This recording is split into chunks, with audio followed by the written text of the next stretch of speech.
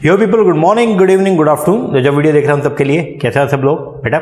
Okay, एक बार फिर से स्वागत है आप सबका हमारे नए लेक्चर में। गाइस, आज की क्लास के अंदर हम लोग जो है वो डिस्कस करेंगे हमारे पेपर नंबर 1 के 20 क्वेश्चन को। इसकी पीडीएफ जो है मैंने टेलीग्राम के ऊपर डाली थी अनसोल्ड की। आई होप आपने उसको सोल्व कर लिया होगा। तो अब आप उसको टैली कीजिएगा, हम 20 क्वेश्चन को समझेंगे। ओके, और फिर कमेंट करके आपको बताना है कि आपके कितने क्वेश्चन जो है वो ठीक हुए। ओके जी सर, चलो शुरुआत करते हैं। सबसे पहला क्वेश्चन जो था हमारा वो है ये, when the researcher does not know the identity of the experimental and placebo group. जब एक रिसर्चर जो है उसको पता नहीं होता है किसके बारे में, does not know about the identity of the experimental and placebo group के बारे में, द स्टडी। तो ऐसी स्टडी को जो है हम क्या बोलते हैं सर? ऐसी स्टडी को हम लोग बोलते हैं डबल ब्लाइंड। क्या बोलते हैं इसको? Double blind. तो आंसर जो आएगा वो क्या आएगा?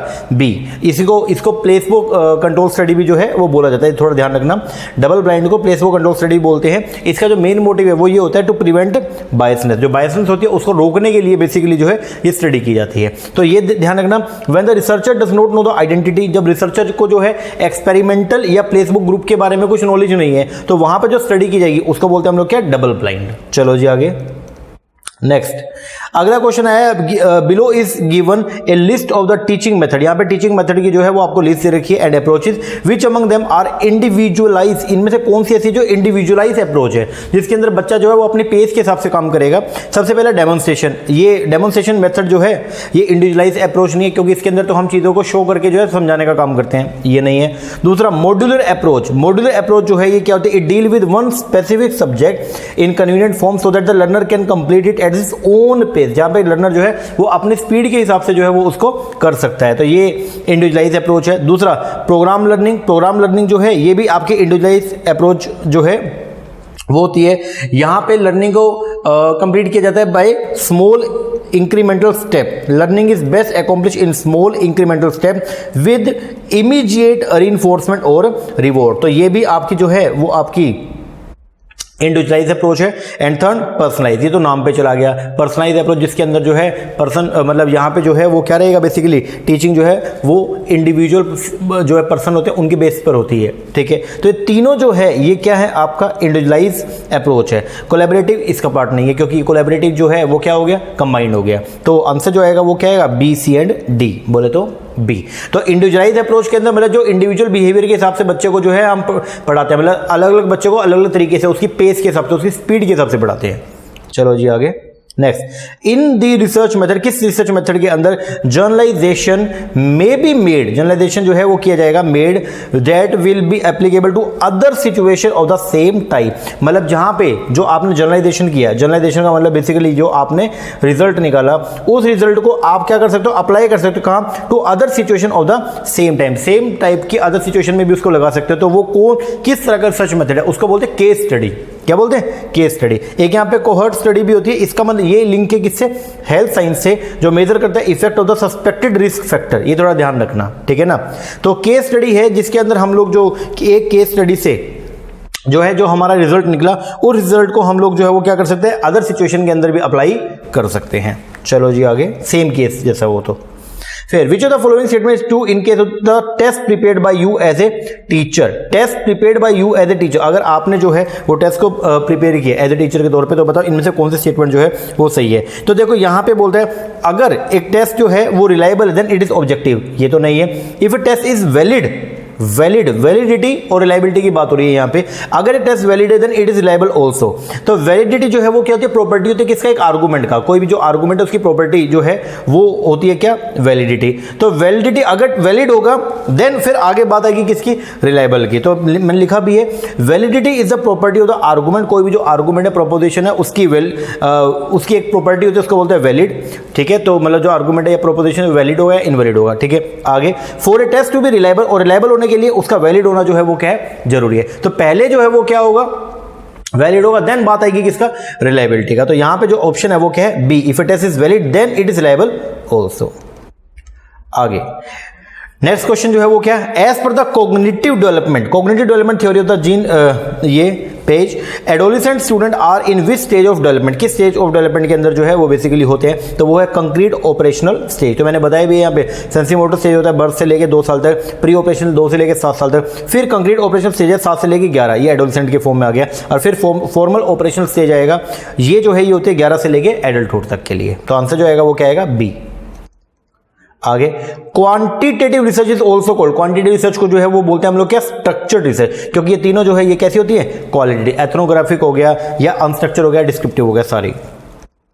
आगे research that focus on social inequality, एक ऐसी रिसर्च जो फोकस करती है किसी पर social inequality between man and women, उसको क्या बोलेंगे, उसको बोलेंगे फेमिनिस्ट। क्या बोलेंगे, फेमिनिस्ट रिसर्च।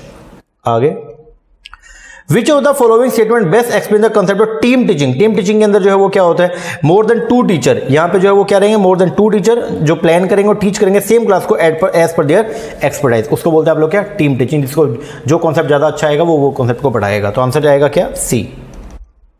आगे which among the following base can be counted to जज the effectiveness of the teaching, teaching की इफेक्टिवनेस को अगर आपने जज करना है तो उसको जो है उसके लिए कुछ बेस यहां पे दे रखा है, वो क्या, सबसे पहला marks obtained by student, marks की बेस पर करते हो क्या, no sir. Level of realisation of instructional objective, instructional objective जो है वो कितने अच्छे तरीके से समझा, बिल्कुल सही बात है, इसके बेस पर हम बताते हैं बच्चे को चीजें समझ में, मतलब टीचिंग इफेक्टिव है या नहीं है। आगे time taken by the student to learn, कितना वक्त उसको लग रहा है, बिल्कुल सही बात है। रिसोर्स जो टीचर के द्वारा यूज किया गया टीचिंग में, बिल्कुल सही बात है। Regularity of student in the class, ये चीज नहीं है। तो आंसर जो आएगा वो क्या आएगा, बी, सी एंड डी, बोले तो डी ऑप्शन। आगे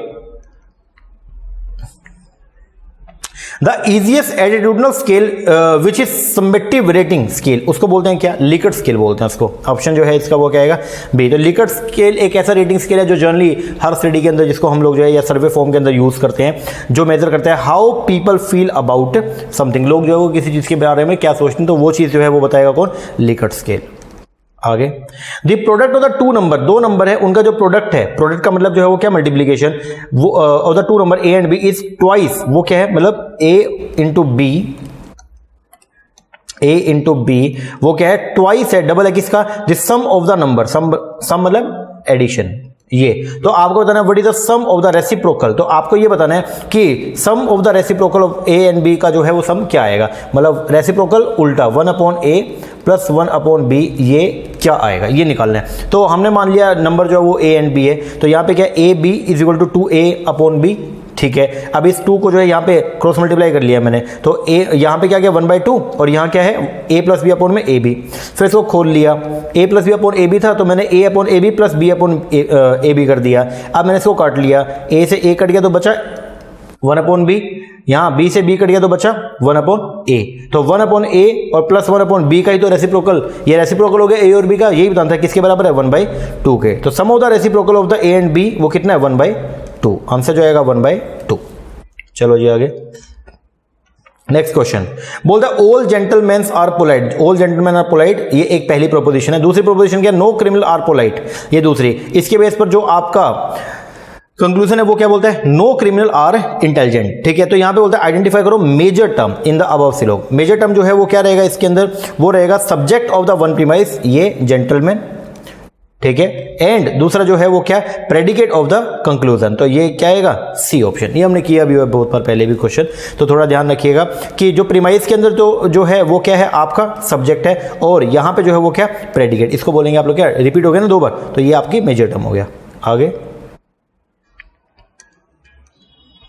बोलते एक ग्रुप ऑफ 40 एम्प्लॉय, 40 एम्प्लॉय का एक ग्रुप था कैडर ए, उनकी मीन एज कितनी थी, 31, मतलब 40 बंदों का एक ग्रुप था, उनकी मीन एज थी 31, एंड डिफरेंट ग्रुप था उसमें 60 एम्प्लॉय थे, उनकी जो मीन एज थी वो कितनी थी, 28। तो बोलता what is the mean age of the 2 employees of the 2 group, यहां पे बताना है 2 ग्रुप्स टुगेदर, अगर सबको इकट्ठा लेके चले तो बताओ उनकी मीन एज क्या निकलेगी। तो मीन कैसे निकलता है, यहां पे अगर मीन एज निकलता है टोटल सम टोटल जो है वो अपॉन में नंबर, ठीक है।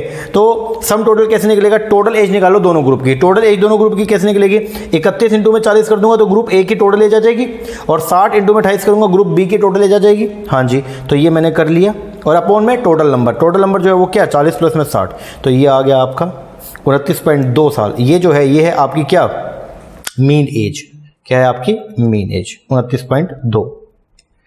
चलो जी आगे, if in a certain code, bat को अगर मान लो डिनोट किया 23 से, ठीक है, कैट को 24 से, तो बताओ बोल को कैसे। अब बैट को 23 से किया, तो अब यहाँ पे क्या है, बैट बी किस अल्फाबेटिकली जो है वो कौन से पोजीशन पे, 2, ए 1 पे और टी 20 पे, तो इसका जोड़ कितना हो गया 23।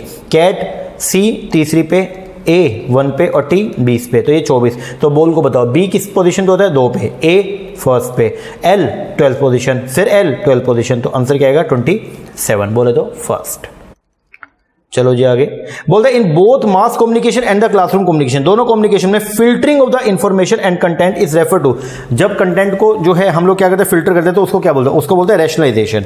तो it is a process through which information is filtered for डिससेमिनेशन, ये एक प्रोसेस है जिसमें इंफॉर्मेशन को फिल्टर किया जाएगा डिससेमिनेट करने के लिए, बोलते हो प्रसारित करने के लिए, वेदर चाहे वो पब्लिकेशन के लिए हो, चाहे ब्रॉडकास्टिंग के लिए हो, इंटरनेट और some other mode of communication. तो आंसर जो आएगा वो क्या आएगा, rationalise, sorry gate keeping, gate keeping होता है वो, 1 मिनट, आंसर क्या आएगा, गेट कीपिंग। ओके जी सर, तो गेट कीपिंग एक प्रोसेस है जिसके थ्रू इंफॉर्मेशन को हम क्या करते हैं, फिल्टर करते हैं पैसे।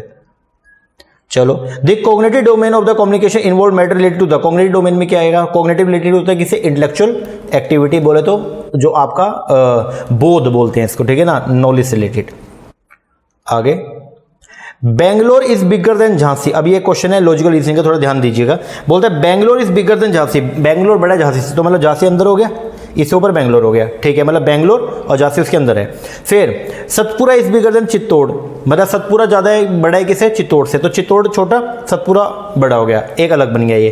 फिर बोलता है Rajgarh is not as big as Jhansi, Rajgarh जो है झांसी इतना बड़ा तो नहीं है, but is bigger than Satpura, लेकिन राजगढ़ जो है वो सतपुरा से बड़ा है। अगर राजगढ़ जो है वो सतपुरा से बड़ा है तो इसका मतलब ये राजगढ़ हो गया, बोलो हाँ जी सर, ये राजगढ़ हो गया जो सतपुरा से बड़ा है, तो राजगढ़ हो गया, लेकिन झांसी से छोटा है, तो मतलब इसके ऊपर जो है वो क्या आएगा, झांसी, हाँ जी, और इसके ऊपर जो है वो क्या आएगा, बेंगलोर आएगा, बोलो हाँ जी सर, बिल्कुल सही बात है। तो बोलता है what which is the small, सबसे छोटा जो है वो क्या है, सबसे छोटा है क्या, चित्तौड़, तो आंसर जो आएगा वो क्या आएगा, चित्तौड़। दोबारा समझिएगा, बोलता है Bangalore is bigger then Jhansi, Bangalore जो है वो झांसी से बड़ा है, ये मैंने फर्स्ट बना लिया, ठीक है। फिर सेकंड में क्या बोलता है, Satpura is bigger then Chittor, ये मैंने सेकंड बना लिया था, ये सतपुरा बड़ा है और चित्तौड़ छोटा है, ये मेरा सेकंड बन गया था जी। फिर बोलता है Rajgarh is not as big as Jhansi, Rajgarh जो है वो झांसी से बड़ा तो नहीं है, but is bigger than Satpura, लेकिन सतपुरा से बड़ा है, तो मतलब सतपुरा से बड़ा राजगढ़, हाँ जी। और फिर ऊपर बोल दिया था राजगढ़ झांसी जितना बड़ा नहीं है, मतलब झांसी से छोटा है जी, तो फिर झांसी जो है वो किसके अंडर आता है, बेंगलोर के, तो झांसी के अंडर आएगा क्या, राजगढ़, और राजगढ़ के अंदर आएगा क्या, सतपुरा, और सतपुरा के अंडर जो है वो क्या, चित्तौड़, तो सबसे छोटा जो है वो क्या, चित्तौड़। चलो जी आगे, identify the argument under which instantial proposition, instantial का मतलब जो है वो क्या होता है आपका, specific proposition are inferable from universal, उसको इन्फर्ड करते हैं किससे, यूनिवर्सल से, तो इसको बोलते हैं आप लोग क्या, deductive, deductive means general to specific जाता है, तो आंसर जो आएगा वो क्या आएगा, डिडक्टिव। आगे a perception where we do not have the knowledge, एक ऐसी परसेप्शन जहां पे अपने को नॉलेज नहीं होती है of the object characterise by any predicate but an apprehension होती है ऑफ सम अनरिलेटेड एलिमेंट, उसको बोलते हैं हम लोग क्या, इनडिटरमिनेट परसेप्शन। ये थोड़ा ध्यान रखना, दो तरीके की परसेप्शन थे, एक डिटरमिनेट और एक इनडिटरमिनेट, जहां पे अपने को नॉलेज होती है वो तो डिटरमिनेट, जहां नॉलेज नहीं होती है उसको बोलेंगे इनडिटरमिनेट। और जो लास्ट क्वेश्चन था वो है क्या, in a classroom a student to be an effective listener, classroom के अंदर अगर student to be an effective listener, अगर उसको बनना है, अच्छा श्रोता बनना है, हैज टू टेक नोट हो, तो उसको जो है वो ध्यान देना पड़ेगा, किस पर, टीचर के अपीयरेंस पे, नहीं सर, ग्रुप पे, अपने पीयर ग्रुप पे, नहीं सर, टीचर की बात सुनिए ना, तो ग्रुप का क्या करना आपको, एकेडमिक कंटेंट पे ध्यान देना चाहिए क्योंकि उसी की चर्चा होती है, एंड कम्युनिकेशन डिस्ट्रैक्शन जो है उन पे भी ध्यान देना चाहिए, तो आंसर जो आएगा वो क्या, सी एंड डी, बोले तो 4। लो जी, ये हो गए अपने पेपर नंबर 1 के 20 क्वेश्चंस को, इसको जल्दी से कीजिएगा, टैली कीजिएगा और कमेंट करके बताइएगा कि आपके कितने क्वेश्चन ठीक हुए हैं। ओके जी सर, चलो ये कीजिए, बाकी मिलते हैं कल एक नए लेक्चर के साथ, तब तक के लिए थैंक यू वेरी मच।